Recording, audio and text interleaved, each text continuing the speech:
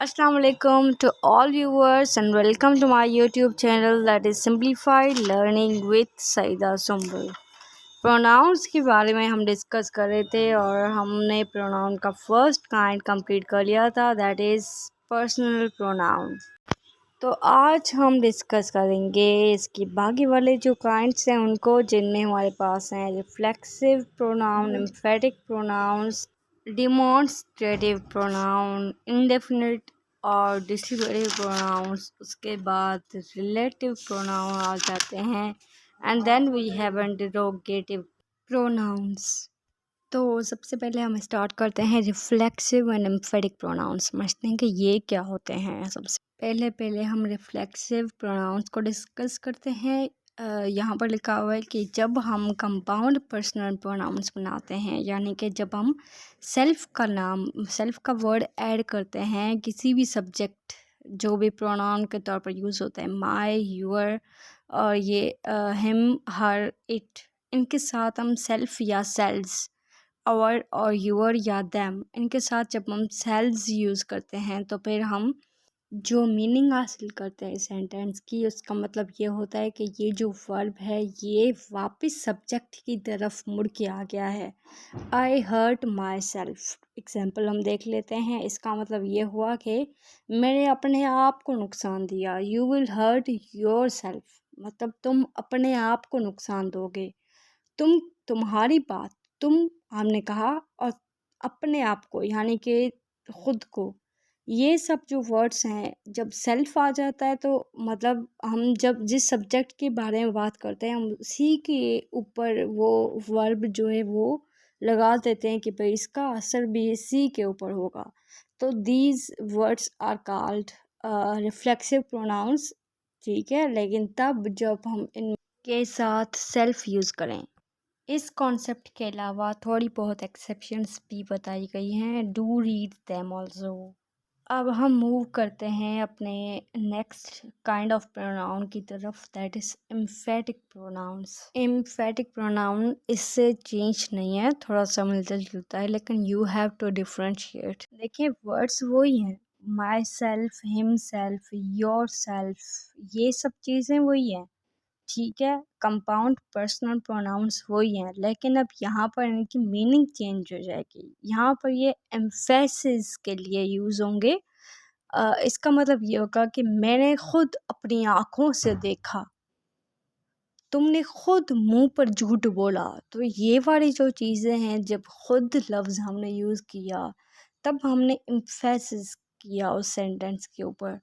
और जब हम रिफ्लेक्सिव की बात करते हैं तो ये अपना आप, जब सेंटेंस में मीनिंग निकले अपना आप, ठीक है, तुम अपने आप को नुकसान दोगे, तुम अपने आप जाओगे। तो ये सब चीज़ें जो है ना वो ये दोनों इन दोनों सेंटेंसेस में आपने डिफ्रेंशिएट करना है, और तभी आपको रिफ्लेक्सिव और एम्फेटिक प्रोनाउंस की हेडिंग भी साथ मिलेगी, और इसकी एक्सरसाइज भी आपको साथ मिलेगी कि now tell us what are emphatic pronouns in these questions and what are reflexive pronouns in these questions. तो ये एक्सरसाइज इन ग्रामर नंबर 28 दी भी गई है।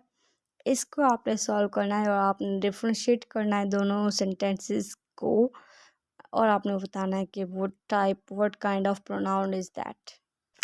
अब जल्दी से हम देख लेते हैं डेमोन्स्ट्रेटिव, इंडेफिनिट और डिस्ट्रीब्यूटिव प्रोनाउंस को कि ये क्या होते हैं।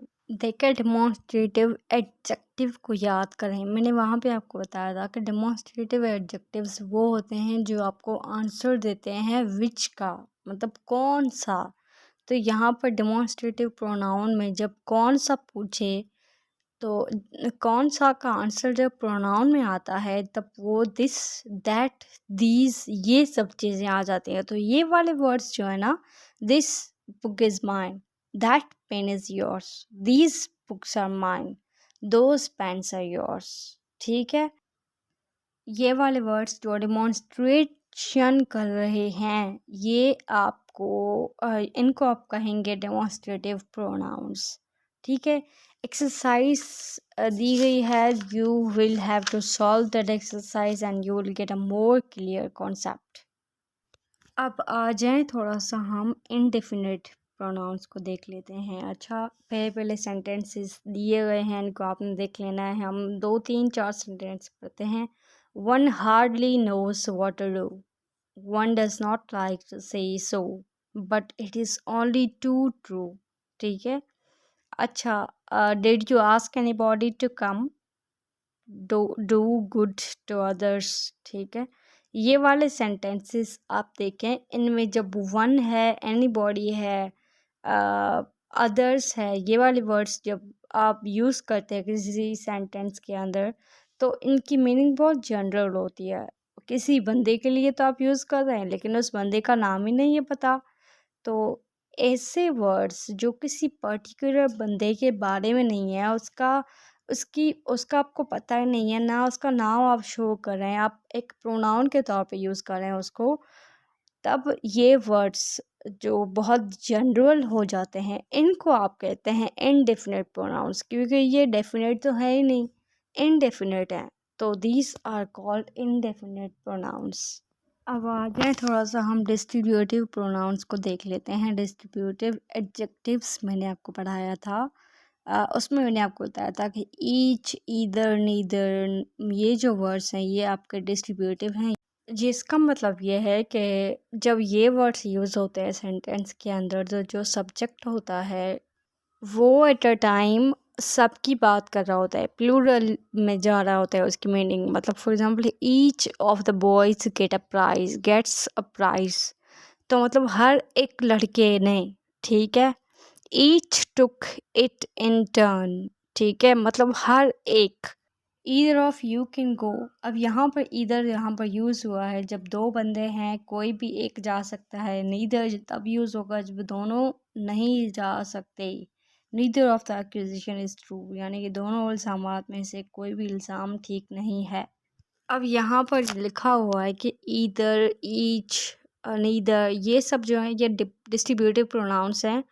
क्यों? कि ये रेफ़र करता है किसी पर्सन को, किसी पर्सन, बहुत से पर्सन्स को, बहुत सी थिंग्स को at a time, single time में ये बहुत चीज़ों को रेफ़र कर रहे होते हैं, इसीलिए ये डिस्ट्रीब्यूटिव प्रोनाउंस कहलाते हैं। ठीक है।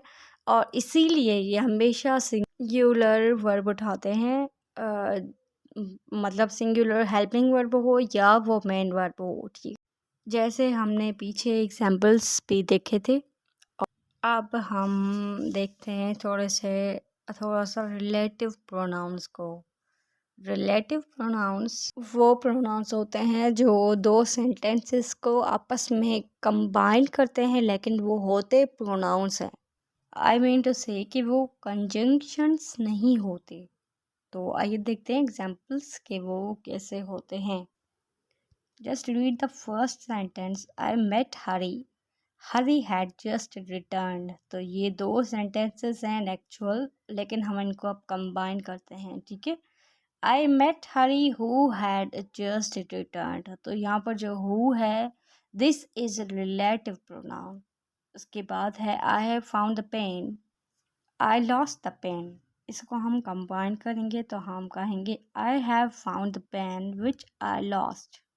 ठीक है। अब यहाँ पर जो विच है ये है प्रोनाउन, लेकिन ये कनेक्ट करता है दो सेंटेंसेस को, that therefore it is called as relative pronoun. अच्छा, the word who joins or connects two statements, it is therefore it does the work of a conjunction here, therefore it is called as relative pronoun।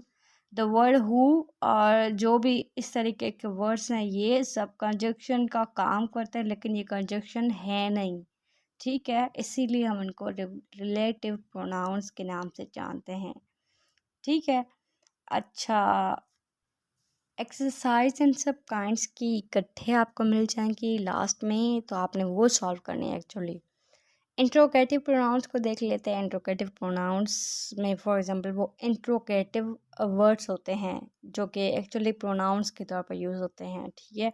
For example, who is there, who are you, तो ये जो who का word है ये यहाँ पर interrogative pronoun कहलाएगा। सिर्फ यही नहीं, व्हाट, हु, विच, हुम, हुज, ये सब इंट्रोगेटिव प्रोनाउंस कहलाते हैं, इंट्रोगेटरी वर्ड्स हैं।